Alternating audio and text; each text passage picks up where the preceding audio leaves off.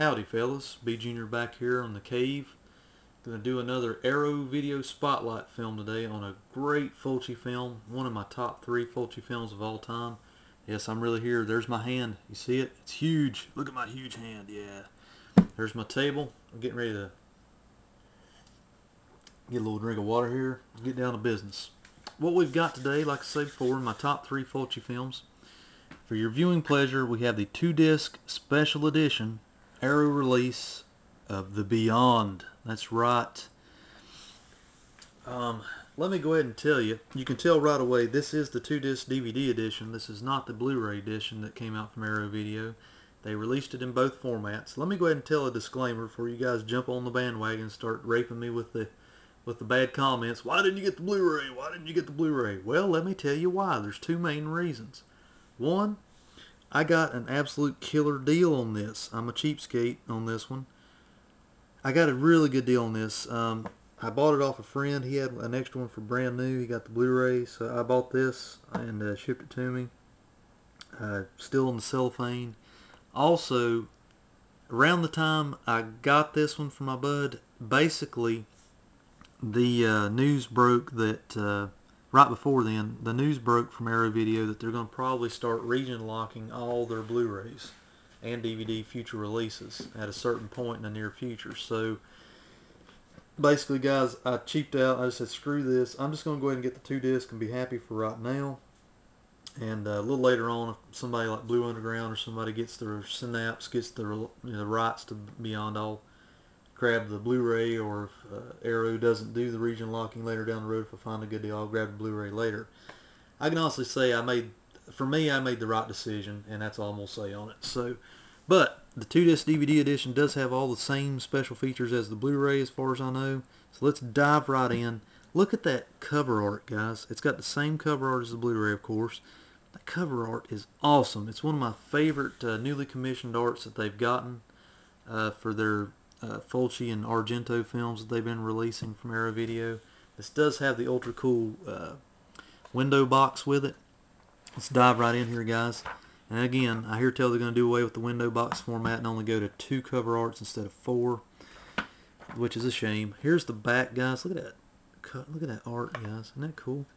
We'll get more into the rundown of the special features here in a little bit. Let's check it out. Here's one cover art. This is the one I love, and I'm going to leave it on there. It's the new one. It's got little. I love it whenever they incorporate. I love a painted design one, but I love how they incorporate certain things from the movie, like the whited out eyes from the movie, the tarantula, zombies, skulls. You know, all kinds of the fog and all that stuff. Here's another cover art, guys. I'm not sure if this is a French cover art. I'm not real good with languages, guys. That is another one there. That also showed up on a DVD cover, I believe, as well. Let's go right inside here. Yeah, let's turn the disc around here where you can see it. Got the Beyond, and also got the cool cover art incorporated there. Some blood spatter, so I've come to know and love there. That's disc 1. Disc 2, it's got the other cover art there. Pretty cool, pretty cool. And another thing, what I always keep preaching, I love how Arrow Video does a uniform design, even though they do different cover arts, obviously, for the title that they're doing it on, but they got their logo at the top, some blood spatter, color scheme. I mean, you can tell it's an Arrow release, and I really love that. That's class, guys. That's class. Here's the booklet, guys. This is a hefty booklet. This is one of the most thicker ones more thicker ones I've seen. This is a 31-page booklet. And there's a good shot from the movie, The Beyond ending shot. Production stills with Fulci there himself. Yeah, stills from the movie. Tarantula scene. Oh yeah, this is great toilet reading, guys. This will keep you busy on the toilet at least for 2 or 3 trips. Fold-out poster. I love this cover art. I mean, this is a poster that I was tempted to hang for a while, but there again, I got a new mandate going on in the man cave. I don't like to hang cover art unless it's signed anymore. I don't know why. I've just gotten into that weird knack. Here, I'll show you. This will give you an idea. The Beyond. It's the same as the DVD cover art I just showed you. Lucio Fulci. Team Fulci. That's right, guys. Let's flip it over. Here is the other reversible cover art that I showed you earlier. I believe it's a French design. I could be wrong. I think it is. Pretty cool, pretty cool. Yeah, I'm kind of a neat freak too. I don't like folded art unless I just have to hang it, but I don't know, guys. This poster's pretty nice. I mean, if it was signed, maybe. You never know. Who knows? Let's see here. Let me fold her up. There we go. Let's see. It's one. Bear with me, guys. This little. There we go. Poster's being a little cantankerous there. Let's put those goodies back in there. Sadly, no lobby cards or no postcards on this one, but it made up for it in the behind the scenes and interviews and special features, which we're going to go over here shortly. Let's show you the other two cover arts on the back side of this one. I'll show you its back side. Here is a foreign cover art. I really love that cover art too. Beyond's one of those rare little Fulci films that had cover art, just great art, no matter where you saw it. I mean, it was just good painted old school art, scenes from the film incorporated into it. I believe that's a German art there. I'm going to rock the newly commissioned artwork on this one because, with the exception of George Romero's Martin, I think that's about the only time I've ever turned one around. Because most of the time they do a really great job, I think. Let's see here. Put that away. Nice and neat. Nice and neat. Now, let's go over the special features therein. We've got tons of them on this one, guys. It took me like a couple days to go through all this stuff, and I watched the film in its entirety, everything. You've seen the cover arts, the poster, the 32-page booklet. It's got linear notes from Eli Roth. Also, interview with Al Cliver, who's starring the film, critic Callum Waddell, that kind of thing. Basically, the disc 1 contains brand new HD restoration of the film, presented completely uncut, English Dolby Digital 5:1 audio, original English and Italian mono tracks. Now, before we go on further with the special features, there was a controversy about this release from Arrow, both on the DVD and the Blu-ray, that the opening reel of the film, pre-credits, where it's in old-timey days, where it sets up the story, it's supposed to have been, I believe, filmed in sepia tone, which is kind of a, not really black and white, it's between black and white and gray. It's kind of like a weird rosy color, basically. Old Western kind of color. Well, the releases they initially put out of this one were in black, and the whole front reel was in black and white, and a lot of fans cried out about that, and so Arrow, in true stand-up fashion, would send out replacement Blu-rays, just free Blu-rays, free DVDs, if you had one of those that had the black and white first reel. So they made good on that, and this one that I received is a newer version of it.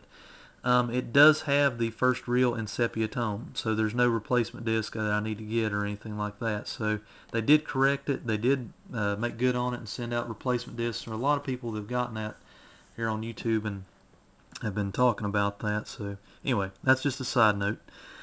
Special features on disc 1, introduction by star Cynthia Monreal, who I believe was Sarah Keller, or credited as Sarah Keller on the movie.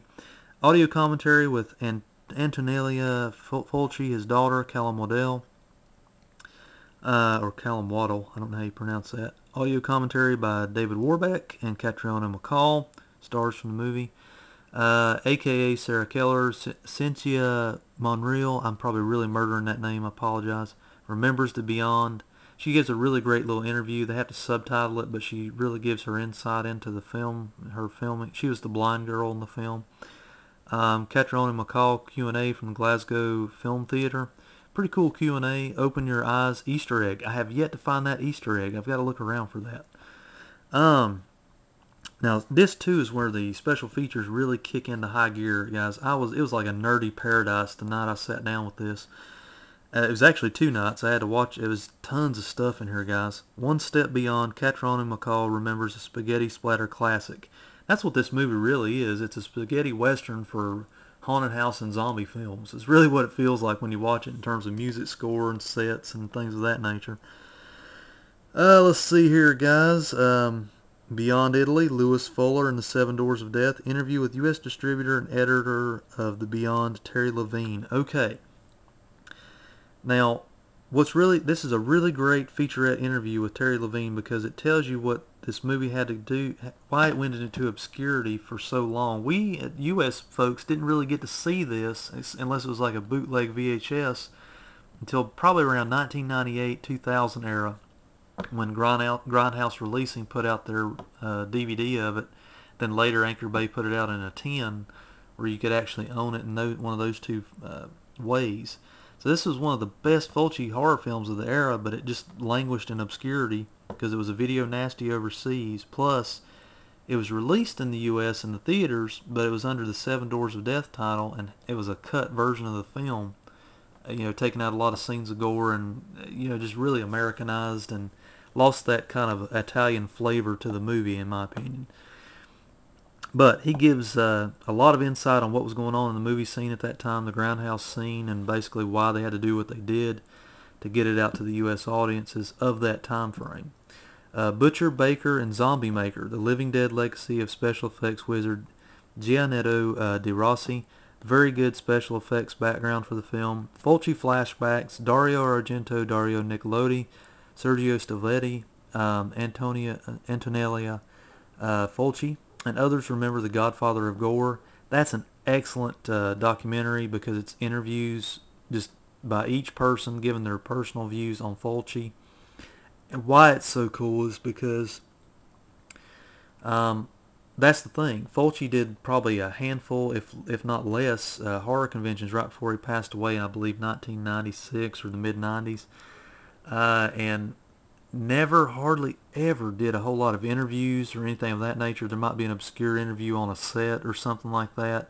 So he didn't have a whole lot of insight into his personal takes on his own films. Sadly, he wasn't around long enough to give us that insight at conventions and whatnot. So these interviews are really good because it gives you a well-rounded view of Fulci from these folks that knew him the best or knew him pretty well. Alternate color pre-credit sequence. Original international trailer. So that is a quick rundown on all the special features here, guys, and a good little view of the back of the box there. Guys, if you guys are a Fulci fan, whether you get this on Blu-ray or 2-disc special edition DVD from Anchor Video, this is hands down the best way to view this film right now at this point in time. I am a believer in this Arrow Video release because this picture quality on this. Let me say a word on that before we close here. Even though this is a DVD, just a DVD HD transfer to DVD, it is a super clean transfer concerning the special or the low budget nature of the film. It was like watching a brand new movie, but they left enough grain in there and stuff to make you feel like it was still the old classic. They did a primo job, guys, a primo job. Sound on this one was really the picture quality was great. The sound quality on this was super cleaned up, it didn't sound like an old record player anymore. So I think a couple of the old DVD releases of this film from the year 2000 era, their soundtracks sounded really gritty, and that can be an advantage in certain circles, but I don't know, guys. Beyond being one of my favorites, I hooked it up to the soundbar thing over there and cranked it up the other night. The sound in this movie, especially the lightning effects and when the music cues kick in, the piano cues and stuff, this movie is awesome sounding now. That's been your rundown, Arrow Video Spotlight on one of my favorite Lucio Fulci films. Rock on, and remember, as always, Team Fulci rules. Take care, guys. Bye.